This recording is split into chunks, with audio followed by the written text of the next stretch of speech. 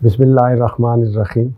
अस्सलाम वालेकुम सज्जनों मित्रों, मैं हूं अरशद यासिन और आप देख रहे हैं रिडार।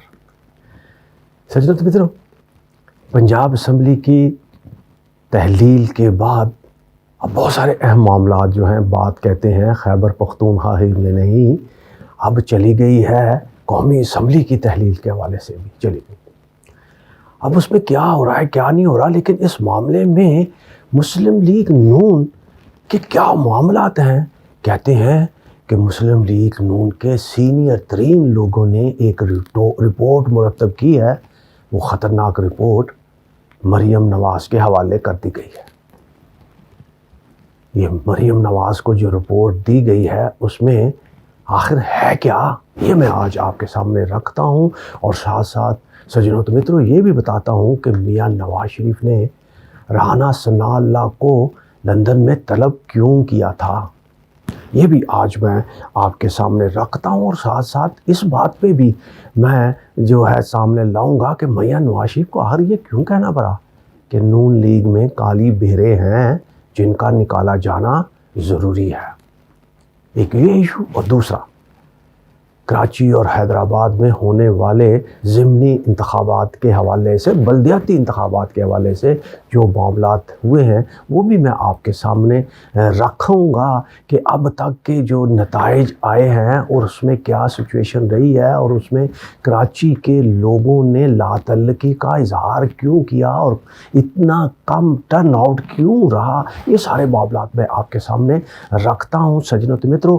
और कहते हैं कि हैदराबाद के अंदर पाकिस्तान पीपल्स पार्टी को क्लीन स्वीप मिला है, बरतरी हासिल है, जबकि कराची के अंदर अब तक नताइज ही मुरतब नहीं हो रहे, इसलिए कि वहाँ पर जमात इस्लामी और पीटीआई के लोग जीत रहे थे आखिरी इतलात आने तक, इसलिए वहाँ पर नताइज ही रोक लिए गए हैं। और जो जमात इस्लामी के मुतवक्को उम्मीदवार हैं मेयर के, उन्होंने धमकी दे दी है कि हम पोलिंग स्टेशनों का घेराव करेंगे और डीसी ऑफिस का घेराव करेंगे अगर हमारे जो ये नताइज हो रोकने की और कोशिश की गई। इस हवाले से सज्जनों मित्रों बहुत अहम मामलात हैं। कहते हैं कि इलेक्शन कमीशन ने अधूरे इक़दामात उठाए जिसकी वजह से इलेक्शन जो है उसका इंतहाई कम टर्न आउट रहा। ये पाकिस्तान का पहला इलेक्शन हुआ है जो 4 बार पहले मुलतवी होने के बाद फैसला रात ही को ही हुआ और सुबह पोलिंग हो गई। और कराची के और हैदराबाद के ज़्यादातर शहरियों को यकीन नहीं था कि ये इलेक्शन होंगे भी या नहीं होंगे। उसके साथ साथ मुत्तहिदा कौमी मूवमेंट ने जो मुत्तहिद हुई थी चंद दिन पहले ही, उन्होंने इलेक्शन का बाइकआउट कर दिया। और उससे पहले अल्ताफ़ हुसैन लंदन से बाइकआउट का ऐलान कर चुके थे। अब ये भी मसला एक दरपेश था कि अगर मुत्तहिदा बाइकआउट करती है तो ये तासुर मिलेगा कि अल्ताफ़ हुसैन की वजह से किया, अगर नहीं करती तो इलेक्शन में सीटें नहीं मिलती क्योंकि तैयारी नहीं थी। आखिरकार फिर उन्होंने ये फ़ैसला कर ही लिया कि बेहतर है कि हम ज़लील हों, रसवा हों इलेक्शन के हवाले से, जब हमें वोट ही ना मिले, हमें नशिस्तें ही ना मिले तो बाइकआउट ही कर देना चाहिए। सो उन्होंने बाइकआउट कर दिया। अब ये सारे मामलात में मेरे समेत तमाम जो तजियाकार व्लॉगर थे और वो उनका ख्याल ये था कि क्योंकि हल्का बंदियाँ भी पीपल्स पार्टी ने बनाई हैं, वोटर लिस्टें भी उन्होंने बनाई हैं और हुकूमत भी उन्हीं की है, मुकम्मल तैयारी जो जिनकी थी वो पीपल्स पार्टी ही थी। और यही ख्याल किया जा रहा था कि पीपल्स पार्टी वहाँ पर जो है वो बरतरी रहेगी। लेकिन कल के जो हालात पैदा हुए जिसमें टर्न आउट कम रहा और लोगों के ख़िलाफ़ मुकदमे हुए और मुखालफिन के ख़िलाफ़ मुकदमे हुए और उन्हीं को गिरफ़्तार किया गया। पीपल्स पार्टी का एक भी गिरफ़्तार नहीं किया गया आदमी और किसी के ख़िलाफ़ मुकदमा भी दर्ज नहीं हुआ। वो कहते हैं कि इलेक्शन कमीशन ने आंखें बंद किए रखी, जो होता है होने दें, बस ठीक है जो चल रहा है बस इलेक्शन होना चाहिए। लेकिन इसमें अच्छी बात ये रही कि ये पाकिस्तान का कराची और हैदराबाद का पहला इलेक्शन है जिसमें किसी की जान नहीं गई। अल्हम्दुलिल्लाह खैर आफियत से इलेक्शन हो गए। लेकिन सज्जनों मित्रों इसमें मुखालफिन हारने वाले और मुखालफिन जो है वो तो धांधली का इल्ज़ाम लगाते ही हैं, इसलिए मैं उस पर नहीं जाता। मुखालफिन ने क्या कहा, मैं जमीयत उलमाए इस्लाम फे فضل الرحمان کی پارٹی کے ایک مرکزی رہنما کی بات کرتا ہوں جو انہوں نے کل میڈیا سے بات کی۔ پیپلز پارٹی کی اتحادی جماعت نے الزام لگا دیا دھاندلی کا۔ انہوں نے کہا کہ الیکشن کمیشن کے ساتھ مل کر پیپلز پارٹی نے بھرپور دھاندلی کی اور نتائج سے پہلے ہی، پولنگ سے پہلے ہی بیلٹ باکس بھر کر بھیج دیے گئے، اور یہی وجہ ہے کہ بہت سارے مقامات پر لوگوں کو ووٹ ڈالنے کی اجازت ہی نہیں تھی، اور پولنگ کا عملہ بھی 12 بجے کے بعد وہاں پر آیا، اور بہت سارے ایسے پولنگ سٹیشن تھے جہاں مہریں ہی غائب تھیں۔ سجنوں تو متروں، یہ ہے اتحادی جماعت کے رہنماؤں کا پریس کانفرنس جو انہوں نے کہی۔ اب خود اندازہ لگا لیجئے کہ ان الیکشن کے معاملات کیا رہے، لیکن اس میں متحدہ قومی موومنٹ نے بھی آج جو پریس کانفرنس کی ہے اس میں انہوں نے بھی یہی کہا کہ پری پول ریگنگ ہوئی اور دھاندلی سر عام ہوئی۔ ہم ان انتخابات کو مانتے ہی نہیں ہیں، یہی وجہ ہے کہ ہم نے بائیکاٹ کیا، اور اب بھی ہم یہ کہتے ہیں کہ جو جیتنے والے جو ہیں ان کے پاس کوئی اختیار نہیں ہوگا کیونکہ عوام نے ان کو مسترد کر دیا۔ سجنوں تو متروں، یہ ہیں معاملات، اور کہتے ہیں کہ حیدرآباد کے الیکشن میں بھی، حیدرآباد میں بھی ہوئے، کراچی میں بھی ہوئے، لیکن حیدرآباد کے الیکشن فوری طور پر نتائج آ گئے، اس لیے کہ وہاں پیپلز پارٹی جیت رہی تھی، جبکہ کراچی میں ہار رہی تھی، اس لیے وہاں پر نتائج روک لیے گئے۔ اور نتائج کیوں روکے گئے سجنوں تو متروں، یہ آپ کے بھی علم میں ہے کہ ہمیشہ جہاں پر نتائج روکے جاتے ہیں وہاں پر کچھ نہ کچھ گڑبڑ ہو رہی ہوتی ہے۔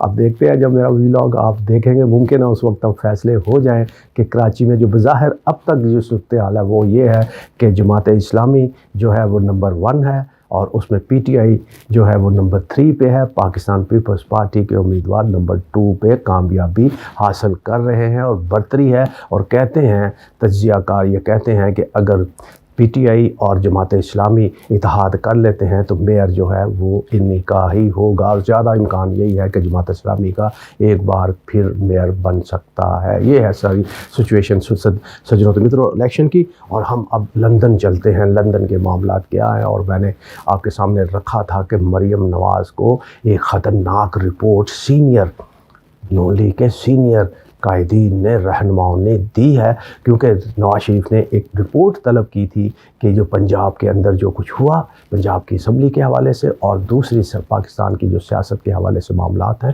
اس پہ رپورٹ دی جائے، اور کل سینئر رہنماؤں نے پرسوں جو اجلاس ہوا اس کی رپورٹ مریم کے حوالے کر دی۔ سجنوں تو متروں، اس رپورٹ میں کیا ہے؟ اس رپورٹ میں صاف صاف لکھا گیا ہے کہ 3 افراد مسلم لیگ نون کی ناکامی اور بربادی کے ذمہ دار ہیں۔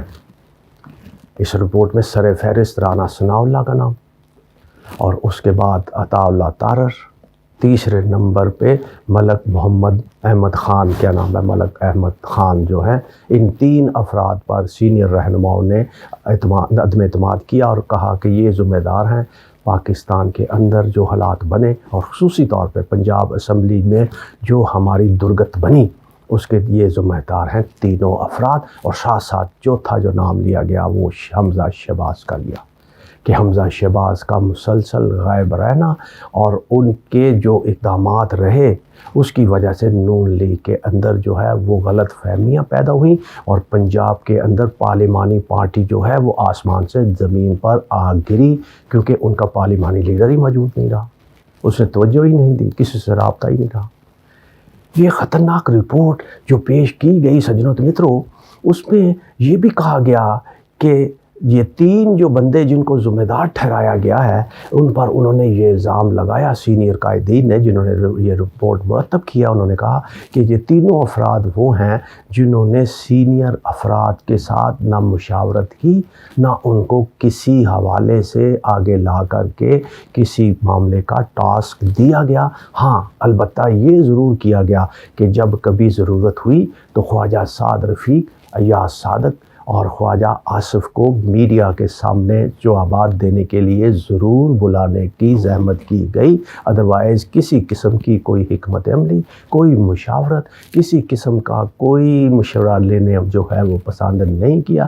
یہی وجہ ہے کہ جب قائدین یا سینئر رہنما ان سے پوچھتے رہے تو یہ یہی کہتے رہے کہ ہمارے نمبر پورے ہیں، ہماری تمام تر تیاریاں مکمل ہیں، اور ہم یہاں تک کہتے تھے کہ اگر یہ اعتماد کا ووٹ لے جائیں تو ہم سیاست ہی چھوڑ دیں گے۔ یہ بھی مریم کو دی گئی رپورٹ میں لکھا ہوا ہے کہ رانا ثناء اللہ عطا اللہ طاہر یہ کہا کرتے تھے کہ اگر یہ اعتماد کا ووٹ لیتے ہیں تو ہم سیاست چھوڑ جائیں گے، ہماری مکمل تیاریاں ہیں۔ تمام تر ذمہ داری ان تینوں پر ڈال دی گئی ہے سجنوں و متروں۔ یہ مریم نواز کو جو رپورٹ دی گئی ہے سجنوں و متروں، اور ساتھ ساتھ یہ بھی معاملہ سامنے آیا کہ نواز شریف نے یہ سارے قائدین کی بجائے صرف رانا ثناء اللہ کو ہی طلب کیوں کیا لندن میں؟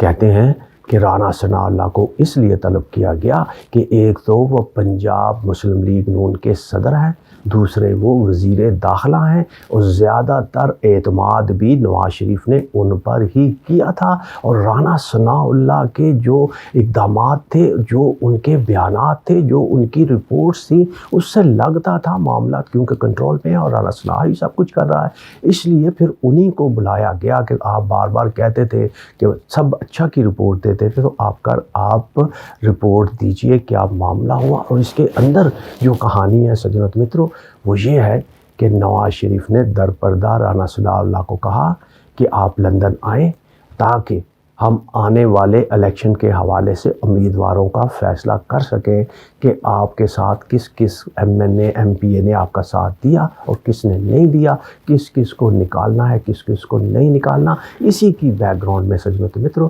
نواز شریف نے کہا تھا کہ نون لیگ میں بھی کچھ کالی بھیریں ہیں جن کو نکالا جانا چاہیے اور نکالیں گے، یہ نواز شریف نے کہا تھا 3 دن پہلے، آپ کو یاد ہوگا۔ اب وقت آ گیا ہے کہ ان کالی بھیروں کو، کیا یہ کالی بھیریں وہی تو نہیں ہیں جنہوں نے حال ہی میں عمران خان سے ملاقاتیں کی ہیں؟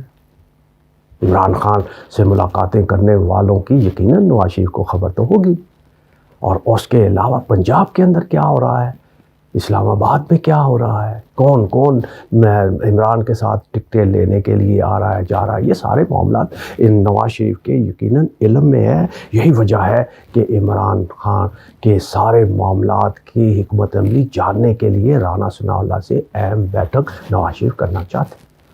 اب سجنوں و متروں، مریم کو جو خطرناک رپورٹ دی گئی اس کے بعد مریم نواز اور نواز شریف کیا کرتے ہیں؟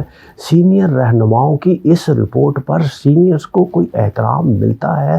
نہیں ملتا۔ ان ذمہ داروں کے خلاف کوئی پارٹی کی سطح پر کوئی کارروائی ہوتی ہے یا نہیں ہوتی؟ لیکن میرا جو تجزیہ ہے وہ یہ ہے کہ اب حالات کیونکہ الیکشن کی طرف چلے گئے ہیں، اس لیے ان اہم افراد جو ذمہ دار ہیں اور جو ذمہ دار نہیں بھی ہیں، سب لوگوں کی نون لیگ کو ضرورت ہے، اس لیے اب کچھ بھی نہیں، سب مٹی پاؤ، چلو دیکھو اگے جا کے دیکھا کی کرنا ہے کی نہیں کرنا، یہی ہوگا سجنوں و متروں۔